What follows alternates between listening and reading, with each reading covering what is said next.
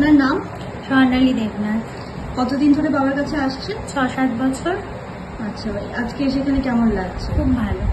আর বাবার কাছে এসে কি উপকার পেয়েছেন? আমি ছেলের পরীক্ষা পাশ করার জন্য এসেছিলাম, মানে পড়াশোনার জন্য। সেটা অনেক উন্নতি হয়েছে। দাদা তো আমার কাছে ভগবান, আর কিছু বলার নেই। দাদার কাছে এলে মানে মনে হয় যেন সব মনস্কামনা পূর্ণ হয়ে গেছে। দারুণ। নমস্কার। নমস্কার, সকলকে প্রীতি শুভেচ্ছা। অ্যাস্ট্রোলজার তপন শাস্ত্রী বলছি। অজ্ঞানের অন্ধকার থেকে জ্ঞানের আলোয়, অসুচিতার গ্লানি থেকে সুচিতার স্নিগ্ধতায়, অসত্যের ছলনা থেকে সত্যের সৌন্দর্য সীমায় যিনি পৌঁছে দেন, তিনি কিন্তু আমাদের মা তারা। তারাদেব্যই বিদ্ময় মহাশ্মশান ভাচিন্নয় ধীময়ী তন্ন তারে প্রচুর্যাতং। ওং শান্তি, ওং শান্তি, ওং শান্তি। আজকে আমি যে কথাগুলি বলবো, কতগুলো ট্রানজিট নিয়ে আমি বলে আসছি, গ্রহের সঞ্চার নিয়ে বলে আসছি, গ্রহের রাশান্তর নিয়ে বলে আসছি। আজকে আমি যেটা বলবো, সামনে না একটু দেরি আছে। আমি আগাম কতগুলো পাচ্ছি, এরপর আমাকে রাশিফল বলতে হবে 2025-এর। সে রাশিফল অনুযায়ী কিন্তু কথা আপনাদের বলবো পরপর, এবং 2025 কেমন যাবে প্রত্যেকটা রাশির চুলচেরা বিশ্লেষণ করে আমি শুরু করবো এরপর। তা আগামী 2025-এর মে মাসে কিন্তু রাহুর সঞ্চার হবে। রাহু একটা মায়াবী গ্রহ, আপনারা জানেন। রাহু একটা কিন্তু শনি করে নাড়াচাড়া, রাহু করে শেষ। রাহুর দশা চলে। রাহু একটা রাশিতে 1.5 বছর থাকে, পুরো রাশিচক্র ঘুরতে তার 18 বছর সময় লাগে। রাহু এবং কেতু সবসময় সমসপ্তমে থাকে, এবং রাহু কিন্তু সবসময় বক্রী অবস্থায় কিন্তু থাকে। রাহু এখন কোথায় আছে? মিনের ঘরে। রাহু কিন্তু আগামী 2025-এ মে মাসে চলে আসছে কোথায়? কুম্ভের ঘরে। কোথায় আসবে? শনির ঘরে। শনি রাহুর এই যে যোগ, এই যোগটা কিন্তু অনেক মানুষের কিন্তু ভালো দেবে, কয়েকটা রাশির ভালো দেবে, সেটা আমি অবশ্যই বলবো। তো এই রাহু আমাদের কিন্তু প্রচণ্ডভাবে রাহু কিন্তু কিছু ভালো দেয়। কলিতে রাহুর কিন্তু ফলটা কিন্তু অন্যরকম হয়। কলিতে রাহুর ফলটা অন্যরকম হয়। রাহু যাদের ভালো আছে, অর্থাৎ রাহু যাদের কোথায় থাকবে? রাহু যদি কারোর রাহু বৃষ বা মিথুন রাশিতে থাকে, তাহলে কিন্তু তার রাহু কিন্তু খুব ভালো, এবং সেই জায়গায় কিন্তু রাহুর ফলটা সে পাবে। রাহুকে আমরা চন্দ্রের ছায়া বলি। রাহু এবং কেতু দুটো গ্রহকে সাহস, তেজ, গাম্ভীর্য, আত্মকেন্দ্রিকতা, ন্যায় বিচার, আত্মকেন্দ্রিকতা এবং ন্যায় বিচার, উদারতা। রাহুর দৃষ্টি সবসময় সপ্তম, পঞ্চম এবং নবম এবং দ্বাদশে থাকে। আমরা সেটা কিন্তু জানি, জ্যোতিষ জগতে সবাই জানেন, আপনারাও আমার অনুষ্ঠান থেকে বুঝতে পারছেন। পঞ্চমে দৃষ্টি, সপ্তমে দৃষ্টি, নবমে দৃষ্টি এবং দ্বাদশে দৃষ্টি। এক রাশিতে বললাম 1.5 বছর থাকে। রাশিচক্র ঘুরতে রাহুর কিন্তু লাগে প্রায় 18 বছর প্রায়। এতে রাহু কিন্তু অশুভ প্রভাব হচ্ছে নীচ সঙ্গ করবে। যদি আর রাহুর অশুভ প্রভাব, নীচ সঙ্গ হবে, বাজে জায়গায় গমন হবে, প্রচুর মদ্যপান করবে, গাঁজা, গুটখা, এই মদ, বিড়ি, সিগারেট, প্রচুর একটা খাবার প্রবণতা কিন্তু থাকবে। কুটিলতা, ক্রোধ, নিষ্ঠুরতা রাহুর কিন্তু থাকে। রাহু যদি কারোর ভালো থাকে কিন্তু ভীষণ ভালো হয়, ভীষণ কিন্তু ভালো হয়। রাহুর কিন্তু কন্যা রাশি তো হচ্ছে রাহুর স্বগৃহ, তুঙ্গ গৃহ হচ্ছে মিথুন রাশি বা বৃষ রাশির কিছুটা। নিজ ঘর কিন্তু ধনু রাশি যদি রাহুর থাকে, তাহলে বিভিন্ন দিক থেকে কিন্তু তার কিন্তু ভীষণ খারাপ।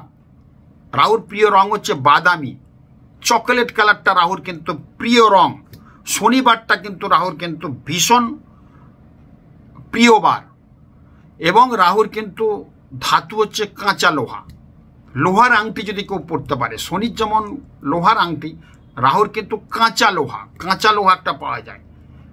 যে লোহাটা আছে, সেই লোহার যদি আংটি মাঝের আঙুলে পরতে পারি, তাহলে কিন্তু ভীষণ ভালো হয়। রাহুর জন্য একটা কাজ আমি বলবো আপনাদের, যাদের রাহু খারাপ আছে, কোনো শুভ কাজে যাচ্ছেন, কোনো কাজটাই সাকসেস হচ্ছে না, বিভিন্ন দিক থেকে প্রবলেম। শনিবার দিন 12টার আগে একটা পাথরের বাটি নেবেন, 5টা দুর্ব নেবেন, বা 9টা দুর্ব নেবেন, 5 বা 9 দুর্ব নেবেন। কচি দুর্বা দোকানে পাওয়া যায়, বা আপনার আশেপাশে দুর্বা থাকে, পরিষ্কার করে তুলে নিয়ে এসে ধুয়ে ঠাকুরের সামনে কর্পূর দিয়ে জ্বালাবেন ওই পাথর বাটিতে। তারপর ঘি কিন্তু দেবেন। ঘি দেবেন, ঘি ওটাকে কর্পূর দিয়ে জ্বালানোর পর ওটা ছাই হয়ে যাবে। ঘি দিয়ে গুলে সেই যদি ছাই বস্ত্র টিক্কাটা পরে আমরা যাই, সব কাজে কিন্তু সাকসেস হবেই হবেই হবেই। আরেকটা রাহুর টোটকা আমি বলেছিলাম অশুভ, যেখানে বলি হয়, বলি হওয়ার পর যে খাড়ার জল, যে বলিতে খাড়া হয় মানে কাতানটা, যে কাতান দিয়ে কাটা হয়, সে কাতানের যদি ধোয়া জল আমরা রাখতে পারি এবং যদি মামলা মোকদ্দমায় যদি যান, সেই জল যদি একটু টিক্কা পরে আপনি যেতে পারেন, বলি হয়েছে তারপর কাতানটা ধুয়ে দেওয়া হয়, রক্তমাখা কাতানটা, সেই রক্তমাখা জল যদি আমরা রাখতে পারি, সর্ব কাজে সাকসেস হবে। ওটা বেশি দিন কিন্তু থাকবে না, নষ্ট হয়ে যাবে। যতদিন 1 সপ্তাহ তো থাকবে, 1 মাসও থাকবে। একটু কর্পূর ভিতরে দিয়ে রাখবেন ওই জলের মধ্যে, তাহলে নষ্ট হবে না। ওই জলটা একটু নিয়ে মামলা মোকদ্দমার টিক্কা পড়ে যাবেন, কোনো সাকসেসের জায়গা যাচ্ছেন, ভীষণ ভালো কাজ হবে। তার সাথে যেখানে বলি হয় দেখবেন, বলির পর রক্তমাখা, বলির হাড়ি কাটা আছে, হাড়ি কাটার নিচে মাটি থাকে, মাটি ভাঁড়ে করে এনে যদি বাড়িতে আপনি রাখেন ভীষণ ভালো হয়। এবং বাড়িতে আপনি রাখলেন কত 9 দিন রাখলেন, তারপর লাল শালুর মধ্যে মুড়ে একটা আপনার যে বাড়ি আছে সেই বাড়িতে কিন্তু উত্তর পশ্চিম কোণে, নট ঈশান কোণ, উত্তর পশ্চিম কোণে অবশ্যই কিন্তু ওখানে পুঁতে দেবেন 1 হাত গর্ত করে।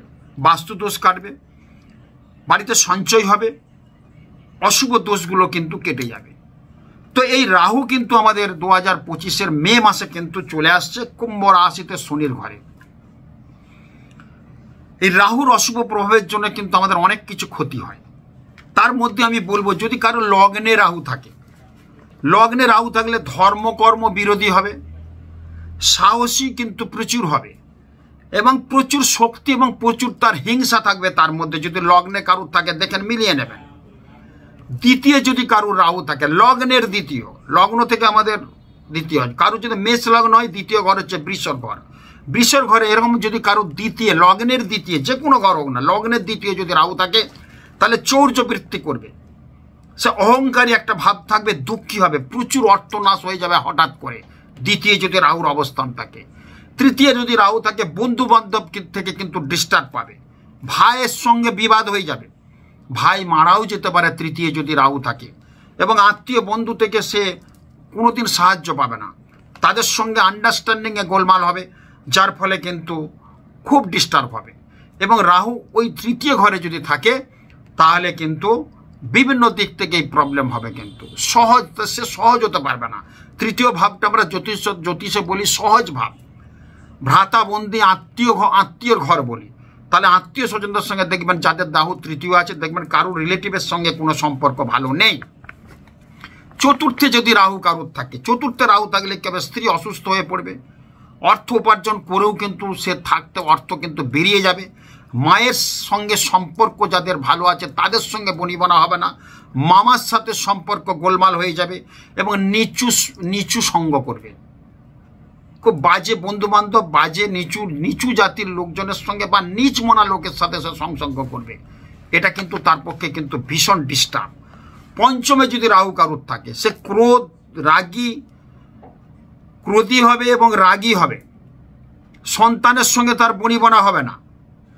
এবং যদি পঞ্চমে কারুর রাহু থাকে দেখবেন তার যদি 2-3টে পুত্র থাকে, একটা পুত্র মারা যাবেই, এরকম কিন্তু দেখা গেছে পঞ্চমে রাহুতে। সবার ক্ষেত্রে হয়তো হয় না, রাহুর ডিগ্রি দেখতে হবে, রাহুর নক্ষত্র দেখতে হবে কোন নক্ষত্রে আছে।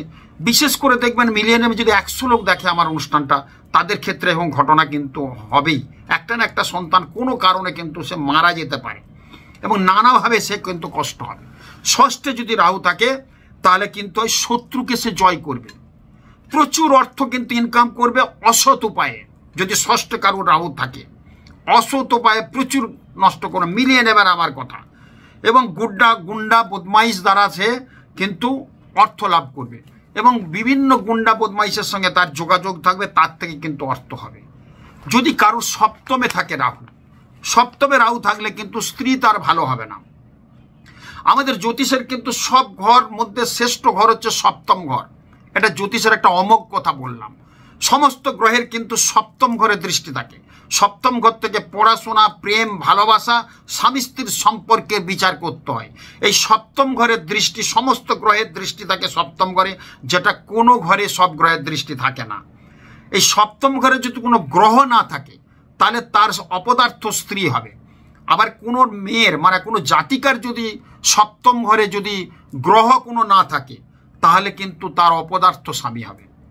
স্বামীর দ্বারাই কিচ্ছু হবে না, দেখবেন সপ্তম ঘরে যদি কোনো গ্রহ না থাকে। এবং সপ্তম ঘরে যদি রাহু থাকে তাহলে কিন্তু স্ত্রী খুব একটা ভালো হবে না। স্ত্রীরা স্বামীর দ্বারা বিভিন্ন দিক থেকে দুঃখ পাবে, আবার স্বামীরা স্ত্রীর দিক থেকে বিভিন্নভাবে দুঃখ পাবে। এবং নিচু জাতি অসবর্ণ বিবাহ হবে। মিলিয়ে নেবেন আমার কথা। সপ্তম ঘর থেকে আমাদের বিবাহ বিচার করতে হয়।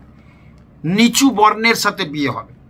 আপনি মুখার্জি ব্রাহ্মণ, কোনো মুসলিম মেয়েকে বিয়ে করছেন। আপনি মুখার্জি ব্যানার্জি ব্রাহ্মণ, কোনো আপনার নিচু মানে ব্রাহ্মণের নিচে যে সব হবে যে তাদের সঙ্গে বিবাহ হবে। এটা কিন্তু বাধ্য হতে যদি সপ্তমে থাকে। অষ্টমে যদি কারোর রাহু থাকে নানা রোগে আক্রান্ত হবে। আজ হসপিটাল তো কালকে চেন্নাই, চেন্নাই থেকে হায়দ্রাবাদ, এইসব বিভিন্ন রোগ জ্বালা হবে এবং গোপন গুজ্জ রোগটা সে ভোগ করবে যদি অষ্টমে রাহু থাকে। এবং অষ্টমে রাহু থাকলে দেখবেন মিলিয়ে নেবেন খুব রোগা হবে, খুব স্থূল চেহারার হবে না। অষ্টমে রাহু মানে প্রত্যেক জাতক জাতিকাতে মানে রোগা রোগা হবে। তাদের মধ্যে দয়া মায়া একটু কম থাকবে, হাতের পাঞ্জা কিন্তু খুব বড় হবে এবং পাপ কাজে সে লিপ্ত হয়ে যাবে। চৌর্যবৃত্তির সঙ্গে সে যুক্ত হয়ে জেল হাজত পর্যন্ত হতে পারে যদি অষ্টমে কারোর রাহু থাকে। মিলিয়ে নেবেন, জ্যোতিষের অমোঘ তত্ত্ব আপনাদের বলছি, মিলিয়ে নেবেন। নবমে যদি কারোর রাহু থাকে তাহলে চণ্ডালের মতো তার রাগ হবে, চণ্ডালের মতো রাগ হবে, কুকর্মে সে লিপ্ত হয়ে যাবে, শত্রু ভয় হবে, সর্বদা একটা কলহ প্রিয় হবে, সবসময় একটা বাড়ির লোকজনের সাথে একটা কলহে লিপ্ত থাকবে। যে কাজ ভালো করুক তার খুঁত ধরবে যদি কারোর নবমে ভাগ্যস্থানে রাহুর অবস্থান থাকে। দশমে যদি হবে ধূর্ত প্রচন্তক, দশমে রাহু তাহলে ধূর্ত প্রবঞ্চক, নিজ কর্ম দ্বারা সে কিন্তু বড় হবে। যদি দশমে রাহু থাকে নিজ কর্ম দ্বারা, কারুর সাহায্য নেবে না কিন্তু সে বড় জায়গায় যাবে। ক্রাম এবং ক্রোধটা বেশি থাকবে। এবং তার দশমে যদি কারুর রাহু থাকে তার সেক্সুয়াল ব্যাপারটা অনেক বেশি থাকবে। সে কোনো কিছু জ্ঞান করবে না, তার কিন্তু কাজ অন্যরকম চিন্তা ভাবনা থাকবে। বিভিন্ন মহিলার সাথে সে সঙ্গ করার জন্য চেষ্টা করবে এবং তার একটা নিয়োজিত প্রাণ থাকবে এটাই, যার ফলে তার অঘটনও ঘটতে পারে এবং দুষ্ট চক্রের দালাল হবে। এই যদি দশমে কারুর রাহু তাকে মিলিয়ে নেবেন আমার কথাগুলো। একাদশে রাহু থাকলে কিন্তু একটা উচ্চ আশাটা পূরণ হবে এবং বড় লৌহ ব্যবসা হবে এবং প্রচুর টাকা কিন্তু তার নয়ছয় হয়ে যাবে। প্রথম দিকে তার জীবনে কিন্তু ভীষণ ভালো, 50-এর পর কিন্তু বিজনেস তার ডাউন হয়ে যাবে যদি লোহার, কাঁচা লোহার বিজনেস থাকে। এগুলো কিন্তু আমরা পাই, এগুলো কিন্তু আমরা দেখেছি। জ্যোতিষের অমোঘ তত্ত্ব ঘেঁটে একদম পুঙ্খানুপুঙ্খভাবে বিচারের মাধ্যমে আপনাদের সামনে বলছি। এগুলো আপনারা জানলে কিন্তু ওয়াকিবল হবেন এবং সাবধান সচেতনতার মধ্যে থাকবেন। যদি দ্বাদশে কারুর গ্রহ থাকে, রাহু থাকে, যদি দ্বাদশে যদি রাহু থাকে তাহলে ধর্ম থেকে সে বঞ্চিত হবে, স্ত্রীকে ছাড়া সে বিদেশে থাকতে ভালোবাসবে এবং তার বিভিন্ন রকম রোগ জ্বালা হবে। দেখবেন যাদের দ্বাদশে গ্রহ, স্ত্রী এখানে রইল, তিনি বিদেশে চাকরি করছেন, স্ত্রীর সাথে কিন্তু সেরকম সম্পর্ক থাকবে না। এই যে যোগগুলো বললাম, এই রাহুর এই কাজ, রাহু কিন্তু যদি কারুর থাকে ছকে, সে যে ঘরটাই হোক না কেন, যেটা বলতে যাচ্ছি আমি, যে প্রোগ্রামটা করার জন্য আপনাদের বলেছি তার জন্য রাহু নিয়ে অনেক কিছু বললাম, লগ্ন দ্বিতীয়, তৃতীয়, চতুর্থ, পঞ্চম। তো সেই রাহুর এই যদি কারুর মিথুন এবং বৃষ রাশিতে থাকে তাহলে কিন্তু তার কিছুটা ভালো হওয়ার কথা। তো আগামী 2025-এর মে মাসে রাহু কিন্তু কুম্ভ রাশিতে শনির ঘরে আসছে, তার মধ্যে মেষ রাশির কিন্তু ভীষণ ভালো হবে। শুভ ফল, অর্থলাভ, চাকুরি যোগ, চাকরির উন্নতি, প্রমোশন আগাম আপনাদের বলে দিলাম, দেখবেন মিলিয়ে নেবেন। আমি পাচ্ছি আপনাদের ট্রানজিটগুলো যখন যেটা চোখে আসছে আপনাদের সামনে তুলে ধরছি, আপনারা এটা ওয়াকিবল হলে আপনারা এটা দেখলে খুব ভালো লাগবে আপনাদের। এবং আপনারা যদি জানতে পারেন এই ঘটনা আগামী মে মাসে রাহুর এই সঞ্চারটা, তাহলে আপনাদের কিছুটা ভালো হবে আমি মনে করি, সেই জন্য বললাম। মেষ রাশির ক্ষেত্রে অর্থনৈতিক ডেভেলপমেন্ট হবে, চাকরি পাবে, চাকরির প্রমোশন পাবে সন্তান সন্ততিরা চাকরি পেয়ে যাবে, বিদেশ যাত্রা হবে, এবং যারা রিসার্চের সাথে আছে, যারা গোয়েন্দা বিভাগে আছে, তাদের ভীষণ উন্নতি হওয়ার যোগ কিন্তু প্রবলভাবে দেখা দিচ্ছে। যাদের মেষ রাশি তাদের ক্ষেত্রে বললাম। এরপর কন্যা রাশির ক্ষেত্রে কিন্তু ভীষণভাবে ফল দেবে।